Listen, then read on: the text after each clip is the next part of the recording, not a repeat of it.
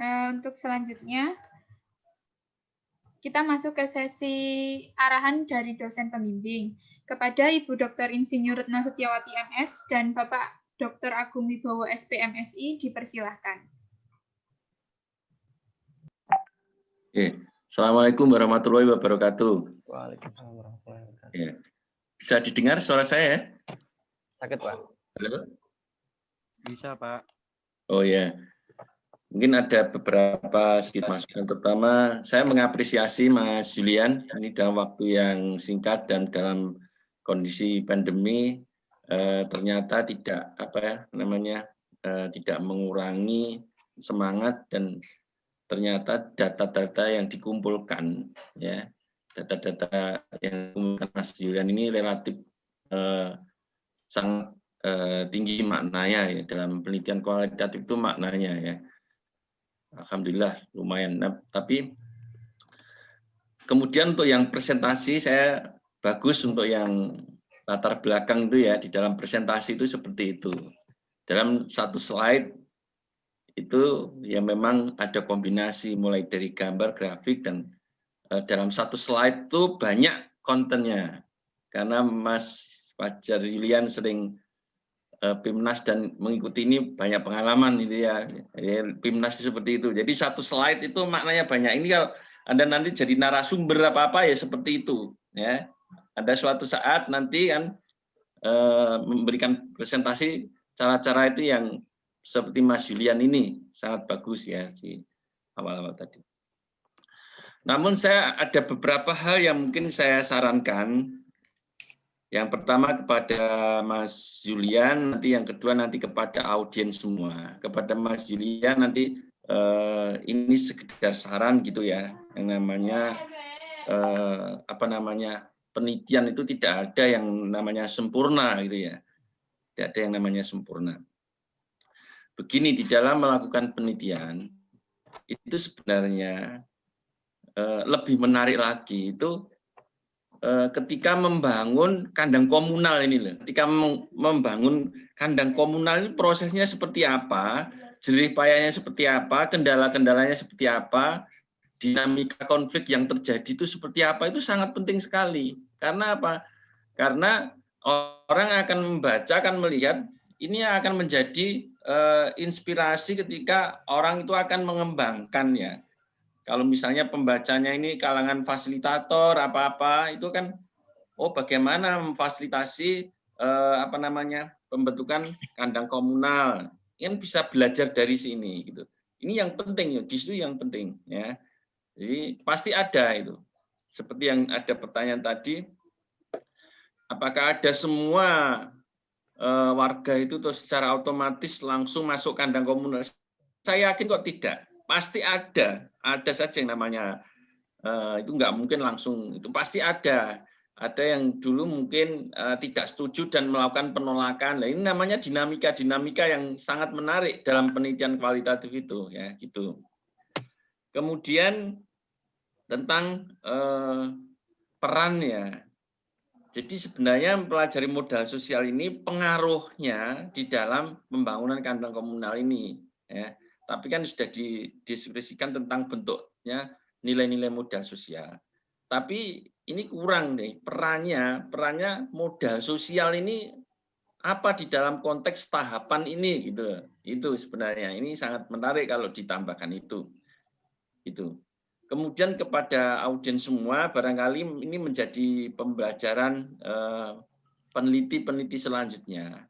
Jadi di dalam melakukan penelitian itu kalau kualitatif itu ya, itu sifatnya itu kan mengungkap apa yang terjadi di masyarakat dan lebih pada maknanya, ya, memberikan makna itu kan.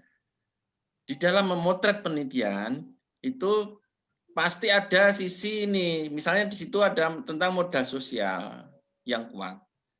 Tapi sebenarnya di sisi lain ada sesuatu yang lemah di masyarakat itu. Jadi sebagai seorang peneliti, kita itu harus mengungkap semuanya. Mengungkap semua apa yang terjadi pada masyarakat itu. Tidak hanya yang bagus-bagusnya saja, begitu ya. Begitu. karena ini kan penelitian akademik gitu ya.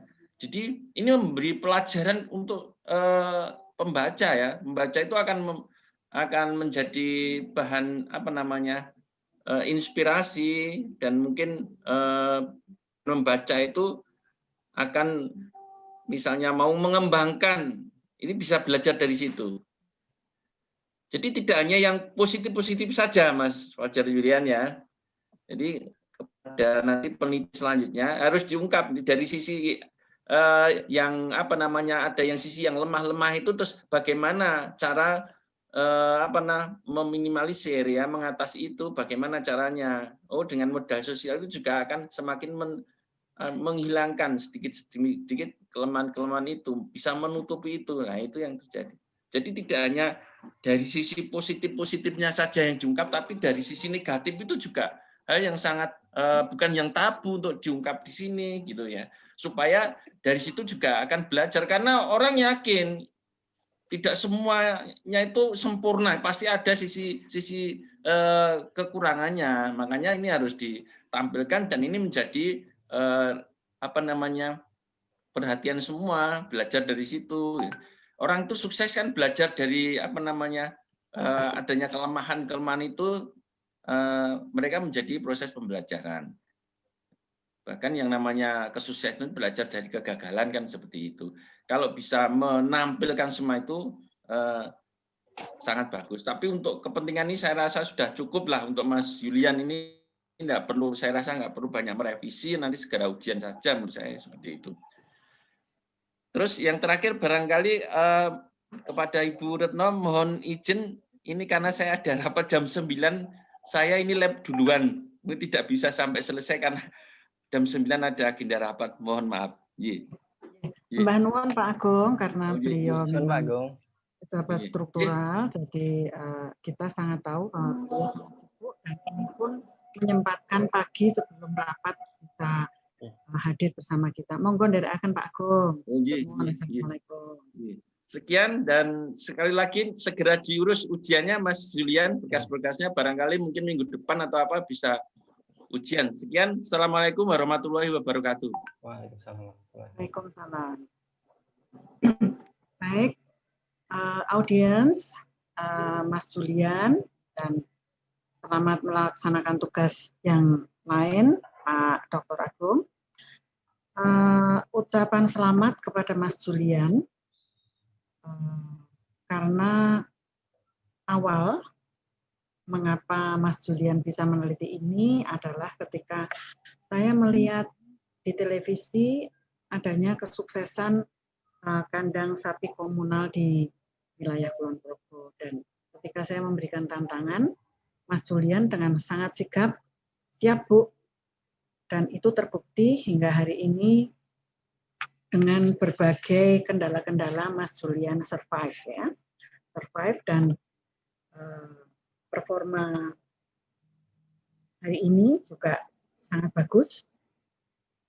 Saya ucapkan terima kasih karena kita sangat membutuhkan ya generasi-generasi penerus calon pemimpin bangsa, dan semua mahasiswa yang ada di sini itu nanti kita berharap Anda sekalian yang akan melanjutkan tampuk pimpinan ya untuk pembangunan di negara kita.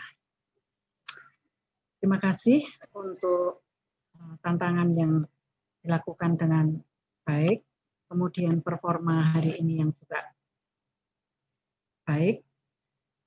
Saya hanya ada beberapa hal ya, Mas Julian.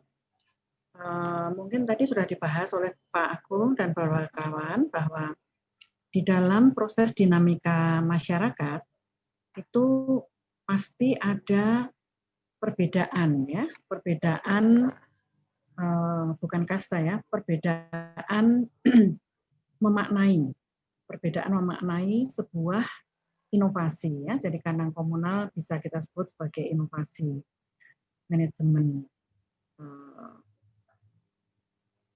pengelolaan sapi ya. Terbukti bahwa kandang komunal ini memberikan manfaat yang lebih baik ya, dari beberapa aspeknya. Nah, tadi sudah disinggung oleh Pak Agung, jadi tidak perlu saya ulangi lagi. Jadi mestinya ada resistensi, ya, mestinya ada resistensi dari beberapa pemilik sapi, ya, sampai mereka bisa mengikuti apa itu kelompok kandang komunal sapi. Ya, jadi mungkin ada diceritakan sedikit nanti, ditambahkan saja sebelum ujian minggu depan ya, Mas Julian. Kalau sudah siap minggu depan ya iya, tapi kalau tidak minggu depan ya minggu selanjutnya. Ya, jadi Nyun Tulung nanti ditambahi resistensi masyarakat pemilik sapi seperti apa, sehingga dari tulisan-tulisan itu nanti kita bisa memberikan saran, ya, bahwa model kandang komunal sapi ini bisa diduplikasi oleh wilayah yang lain, ya, apakah Boyolali, apakah di Sragen, apa di mana, dan itu nanti poin-poinnya antara lain, apakah leadership itu juga merupakan variabel yang sangat penting. Kemudian bagaimana resistensi itu bisa dikikis dengan adanya hospital itu. Dan kira-kira untuk menghilangkan resistensi mereka yang belum bisa masuk ke model manajemen kandang komunal ini, kira-kira durasi waktunya berapa lama? Ya, karena kita tahu petani itu meskipun dalam kondisi sosial ekonomi tidak terlalu mereka bukan termasuk kelompok yang sangat baik keadaan sosial ekonominya, tetapi mereka itu sudah rasional, ya, sehingga ketika memutuskan satu hal itu juga dipikir dulu plus minusnya. Ya, kemudian variabel yang lain bagaimana kebersamaan. Itu yang pertama. Lalu yang kedua, saya membaca tadi bahwa ternyata dari tipologi sosial kapital itu ternyata linking ya Mas ya, itu tidak terlalu banyak muncul di situ. Mungkin nanti bisa dijelaskan sedikit di forum ini. Kemudian yang terakhir adalah itu tadi Mas, saran saya apakah bisa ditulis sedikit apabila di wilayah lain akan mengikuti atau menduplikasi model ini, maka apa saja variabel-variabel yang harus diperhatikan dan kelemahan-kelemahannya apa, sehingga ini harus bisa diantisipasi dengan lebih cepat. Saya kira hanya itu. Mungkin bisa diceritakan sedikit Mas, itu mengapa linkingnya itu paling sedikit. Dan apakah juga kultur ketimuran Jawa itu merupakan satu juga sosial kapital, mereka bisa melakukan kebersamaan kandang komunal ya. Tentu saja ini sangat berbeda dengan di Barat karena mereka sudah memiliki kapasitas yang sosial dan ekonomi yang sudah sangat kuat sehingga mungkin tidak perlu lagi kandang komunal karena kepemilikan lahan saja mungkin mereka 10 hektar ya. Jadi ini termasuk diceritakan bahwa kultur ketimuran, kultur Jawa itu juga pada akhirnya merupakan variabel pendukung untuk terjadinya kandang komunal sapi. Saya kira itu. Monggo, Mas Julian. Terima kasih atas sarannya dari Pak Agung dan Bu Retno. Ini saya coba untuk menggabungkan, mengelaborasi dari pertanyaan saran Pak Agung tadi dengan saran Bu Retno yang hampir mirip. Yang pertama dalam pembangunan kandang komunal itu awalnya mungkin teman-teman juga saya jelaskan karena ini hanya saya tuliskan dalam skrip saya dan saya tidak jelaskan di dalam makalah begitu. Awalnya itu adanya BKM dibentuk pada tahun 2007. Nah, itu BKM menjalankan program dan alhamdulillahnya karena pelaksanaan programnya itu bagus. BKM diberikan dana 1 miliar dari Kementerian PU Pusat karena program PNPM itu awalnya dari Kementerian PU. lalu ada dana 1 miliar, itu harus diberikan di salah satu padukuan. Jadi tidak boleh dibagi rata. Akhirnya ada yang namanya proposal yang dibuat oleh beberapa padukuan yang ada di Desa Kulwaru, itu akhirnya yang didapatkan adalah dari Padukuan Kulwaru Wetan dengan membuat kandang komunal. Nah, itu ada perencanaan yang sangat banyak, itu hampir, kalau pertemuan BKM itu hampir 100 kali pertemuan lebih. Kalau untuk rapat-rapat dan sebagainya itu dengan kelompok tani dan masyarakat yang ada di desa itu sekitar 10 kali. Itu hanya untuk perencanaan bagaimana kandang komunal itu biar tidak mangkrak gitu. Awalnya begitu. Jadi pertemuan-pertemuan diulang-ulang dan akhirnya terbentuk adanya suatu master plan. Nah, master plan ini dibangun kandang komunal, ada 2 kandang komunal dan ada kandang kompos. Nah, tujuannya adanya kandang komunal ini untuk memindah sapi yang ada di rumah itu dipindah ke kandang komunal agar yang di rumah itu tidak kotor dan lebih tertata begitu kawasannya. Dan akhirnya sekarang sudah lebih baik daripada sebelumnya. Dan di kandang komunal itu kan ada limbah sapi tuh, itu dimanfaatkan untuk keperluan pembuatan kompos organik, pupuk kompos begitu. Nah, itu bisa digunakan sendiri atau digunakan oleh masyarakat. Nah, itu dalam pembangunan itu adanya gotong royong. Nah, ini sedikit unik karena saya menemukan ini baru di beberapa daerah. Itu waktu gotong royong itu walaupun masyarakat itu tidak ikut masuk ke dalam kelompok kandang komunal, itu masyarakat dengan sukarela dan ikhlas itu ikut membantu begitu. Ikut membantu tanpa adanya pamrih. Jadi gotong royong di sana tidak ada uang upah, tidak ada upah, dan makan pun tidak berasal dari dana 1 miliar itu, tapi giliran dari rumah ke rumah itu memberikan secara sukarela, memberi makan kepada kelompok itu selama 3 bulan gitu. Ini unik sekali di sana. Jadi yang saya soroti di situ. Lalu ini juga sebagai bentuk dinamika tadi yang dijelaskan dari Pak Agim dan Bu Retno. Nah, itu adanya gotong royong dan akhirnya dibangunlah kandang komunal selama 3 bulan itu. Nah, lalu yang untuk peran modal sosial dan tahapan ini mungkin bisa nanti ditambahkan karena alhamdulillah data saya juga ada yang di sini untuk peran dan modal sosial itu, tinggal menambahkan nanti. Dan faktor yang saya jelaskan tadi adalah faktor yang kuat. Namun yang lemah ini juga ada, namun belum saya masukkan ke dalam skripsi saya. Ini yang lemah salah satunya adalah regenerasi dari kelompok tani, karena banyak dari anak-anak itu yang bekerja di luar desa dan mereka sukanya bekerja seperti pekerjaan bangunan atau pabrik. Jadi mereka udah nggak mau mengikuti orang tuanya, tapi juga ada beberapa yang meneruskan gitu. Jadi untuk regenerasinya perlu adanya strategi kembali.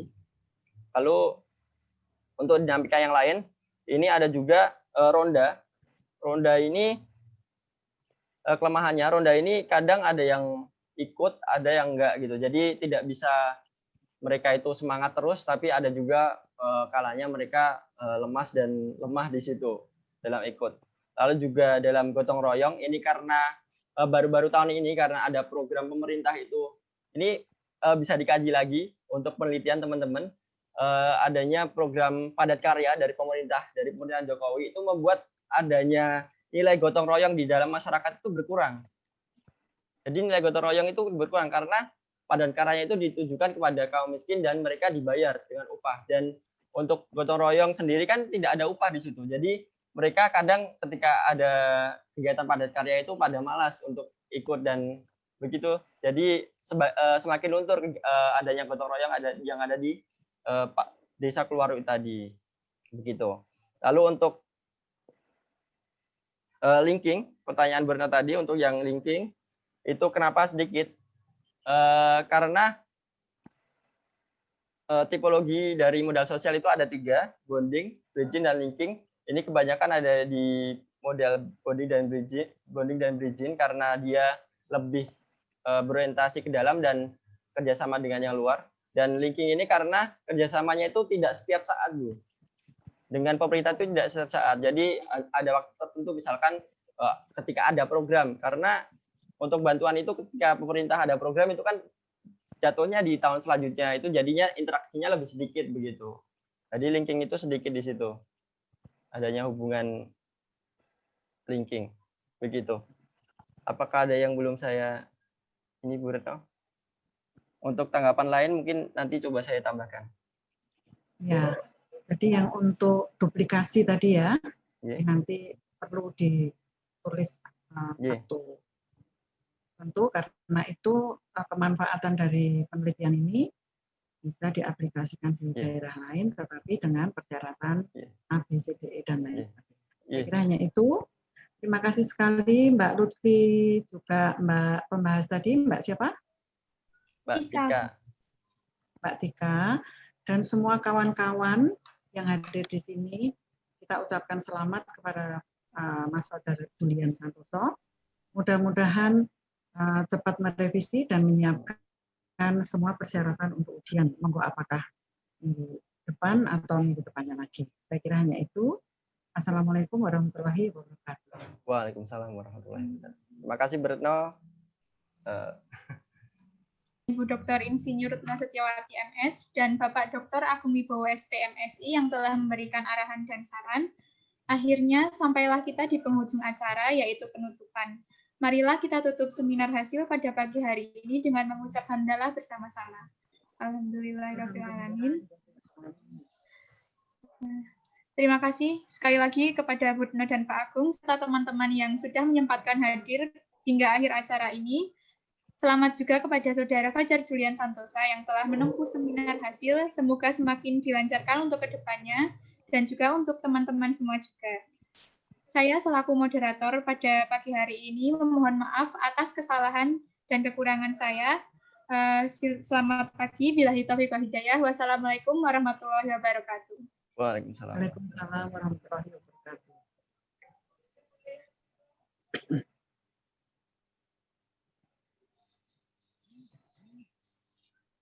Terima kasih Bu Retno. Terima kasih teman-teman. Sama-sama.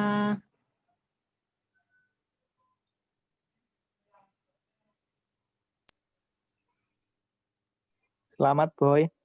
Siap, Ut. Makasih ya. Gas sidang Juju. Makasih. Selamat Cucu. Makasih Bel. Cucu. Ya. Selamat Cu. Mas Juju. Ju. Headphone-mu keren, Ju. Nilai Bel, keren ya. Boleh tak go. Ajari aku, Ju. Piro kuwi? Yang gede ini Ju. Neng gede ini kok neng kafe toh? Ora coy. Neng kafemu ini. Juju Google Form-nya isinya namanya prodi aja apa gimana? Semuanya gitu toh. Ya ntar gampang lah, tak ceti satu-satu.